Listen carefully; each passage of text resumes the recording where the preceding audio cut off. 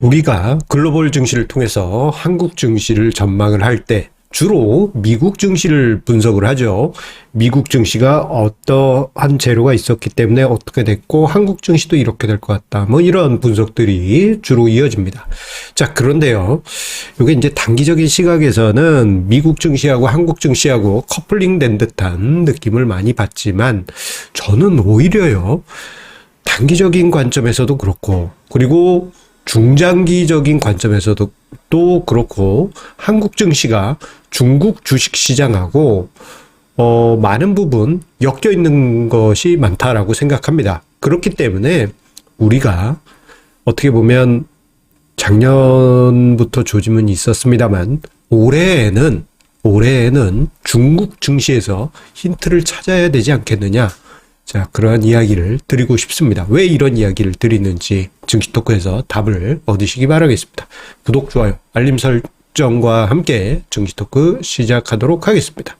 자, 지금 화면상의 자료는요, 오늘 기준입니다. 오늘 그 봉차트 기준으로 해서, 코스피 지수와 그리고 상하이 종합지수 밑에 이제 상하이 종합지수입니다. 같이 표시했는데 흥미로운 점 중에 하나는 한국 증시가 장 초반에는 좀 지지했다가 한 10시 반경 이후부터 해서 꿈틀꿈틀 하면서 올라가는 모습이 나타났습니다. 그런데요, 재밌는 것 중에 하나는 우리나라 증시 기준 한국 시간으로 10시 30분 정도 되면요, 중국 증시가 개장합니다. 이때 당시 중국 증시가 초반에 살짝 조정받는 듯 하였지만 그 이후부터 해서는 의외로 강한 탄력이 나오면서 한국 증시가 쫓아가는 이러한 모습이 나타났습니다. 자, 그런데 이러한 현상은요, 뭐 오늘만 나타나는 게 아니고 장중에 주식시장을 보시다 보면은 중국 증시와 커플링돼서 움직이는 한국 증시의 모습을 자주 보실 수가 있을 것입니다. 그런데 그 관점보다도 어떻게 보면 중장기적인 관점에서 더 크게 비슷한 현상이 나타나는 게 아닌가 생각이 됩니다. 지금 화면상의 자료는요, 2006년부터 해서 그리고 최근까지 한국, 중국, 미국 증시의 대표 지수를 함께 표시한 것입니다. 자, 우리가 일간 단위로 보면 한국 증시 분석할 때 미국 증시 보게 되죠. 그런데요, 하루하루 단위로 보면은 뭐 미국하고 한국하고 엮여서 움직이는 것 같긴 한데 2010년대를 보더라도 그리고 2021년 이후 흐름을 보더라도 미국 증시는 한국 증시랑 좀 달리 움직였어요. 혼자 얄밉게 올라갔잖아요. 자, 그리고 과거 2006, 2007, 2005, 그 시기 때 보게 되면 한국 증시는 미국 증시보다도 더 강하게 달렸습니다. 그런데 그 모습이 마치 중국 증시의 중장기적인 모습하고 많은 부분 겹쳐요. 그렇다고 해서 뭐 똑같이 움직인다라는 것은 아닙니다만, 전체적인 흐름에서 볼 때 비슷한 부분이 많이 있다라는 것이죠. 2006, 2007, 엄밀하게 따지면 2005년 중반부터 해서 중국 증시 1차 차이나 버블을 만들 때, 한국 증시도 뜨겁게 달궈졌었고, 그리고 중간에 한 2014년 여름부터 시작된 2015년까지의 2차 차이나 버블이 있습니다.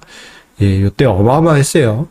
요때 분위기 또한 한국 증시 살짝쿵 달궈졌는데 코스닥 지수에서는 난리 났었습니다. 이 당시 미국 증시는 상대적으로 조용했죠. 2020년 팬데믹 이후를 보도록 할게요. 뭐 2020년은 그렇다 하더라도 전 세계가 상승했으니까요.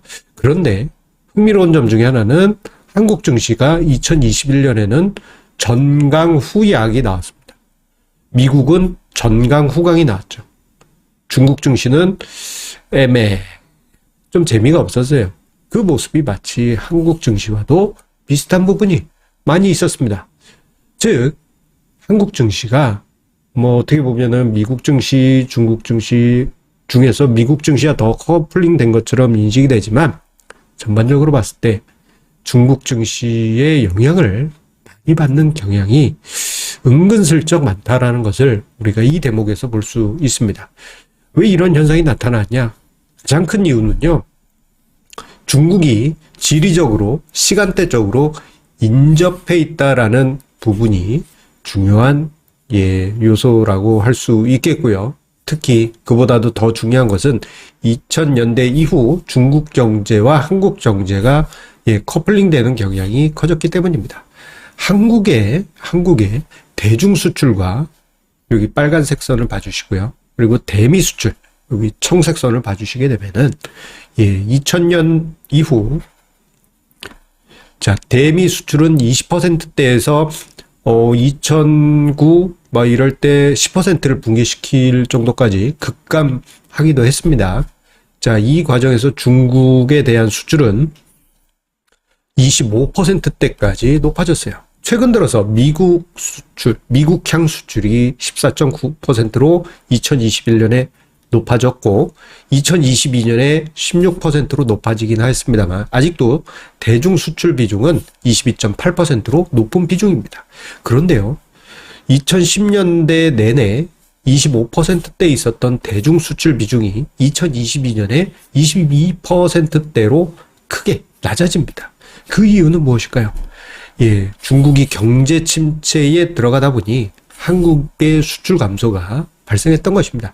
이러한 충격파로 인해서 지금 2월 10일까지의 한국 수출 통계가 나왔지만 또 아쉬운 대목이 나오지 않았습니까? 그리고 정말 오랜 기간에 걸친 무역 적자, 그 원인 중에 하나는 대중 수출의 여러 가지 아쉬운 부분, 그 이유는 중국의 경기 침체가 있었기 때문입니다. 왜 이러느냐? 자, 코로나 팬데믹 때 보게 되면요, 전 세계가 돈을 풀 때 초반에 중국도 같이 돈을 풀었지만 다른 국가들에 비해서 빨리 긴축으로 들어갔습니다. 먼저 몸을 사렸어요. 하지만 미국을 보더라도, 유럽을 보더라도 제법 오랜 기간, 너무 긴 기간 돈을 풀어냈다 보니 인플레이션 우려가 나왔잖아요. 그 기간 중에도 중국은 긴축을 이어갔고 오히려 작년 중반까지, 작년 초가을이라고 해야 될까요? 그때까지 코로나 확산 우려 속에 이게 폐쇄하고 봉쇄하는 그러한 현상이 나타나지 않았습니까? 그러다 보니까 중국 경제가 먼저 경제에 대한 어떤 침체라든가 우려감이 생겼던 것이 사실이긴 합니다. 자, 그런데 이제부터 중요한 부분이 있습니다. 자, 조금 전에 이야기 드리는 대목에서 여러분들 눈치를 채셨겠지만, 자, 미국은 지금 현재 긴축 기조에 깊이 들어가 있어요.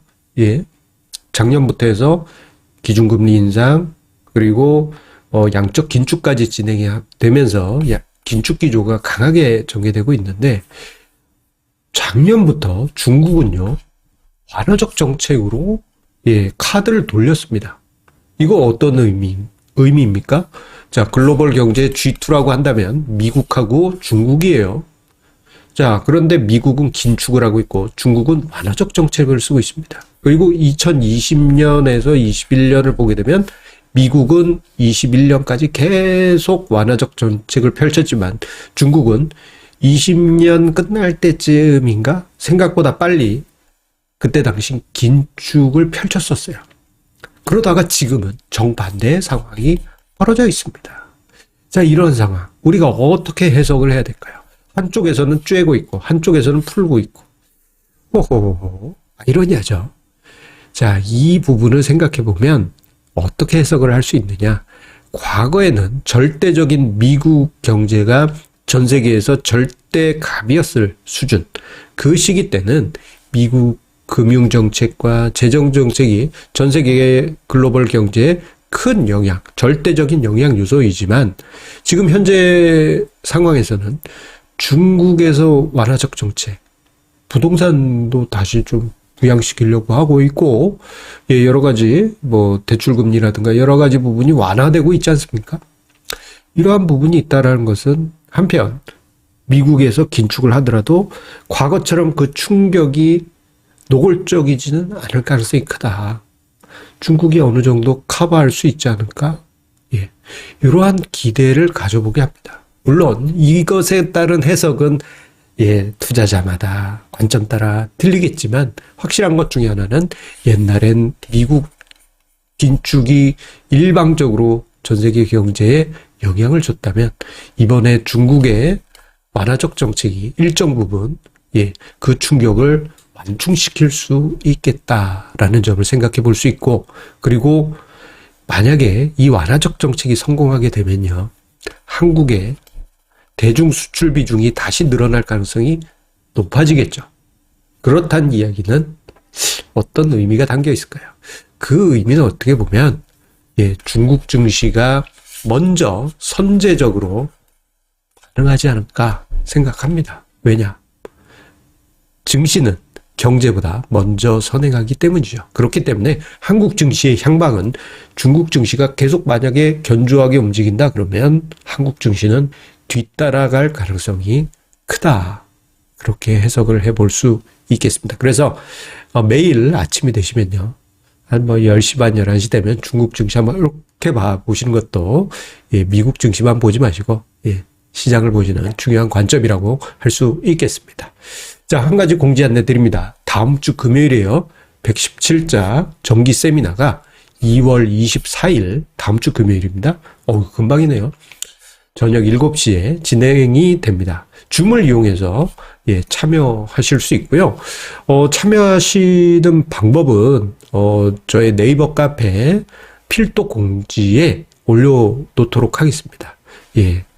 117차 정기 세미나, 많은 분들께서 참여해 주셔서 우리 성공 투자의 방향 함께 만들어 가시기 바라겠고요. 앞서 언급드렸던 이제 중국 증시가 중요하다라는 점을 지난 1월 정기 세미나에서 많은 시간을 할애해서 이야기를 드린 바가 있습니다. 그 중에 일부 오늘 이야기를 드린 건데, 이번 달엔 어떤 주제로 찾아뵙게 될까요? 여러분들 많은 관심과 참여 부탁드리겠습니다. 머리 위에 저희 카페 링크 남겨놓도록 하겠습니다. 감사합니다.